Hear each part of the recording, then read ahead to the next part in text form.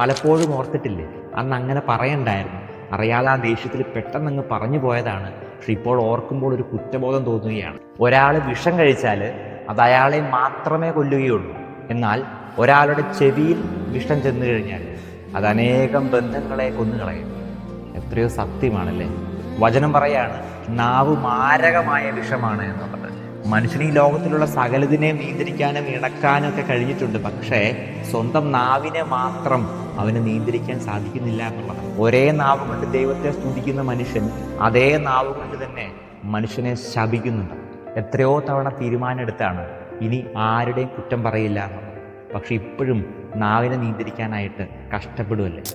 ഇന്ന് ജമീമിയെ വാഴ്ത്തിപ്പാടുന്ന ലോകം ഇതേ നാവുകൊണ്ട് തന്നെ ഒരു വർഷങ്ങൾക്ക് മുമ്പ് അവളെ താറടിച്ച് കെട്ടിയതാണ് എന്ന കാര്യവും മറക്കരുത്. എൻ്റെ അനാവശ്യമായ സംസാരം മൂലം എത്രയോ മനുഷ്യരെയാണ് ഞാൻ ഇങ്ങനെ കൊന്നിട്ടിരിക്കുന്നത്.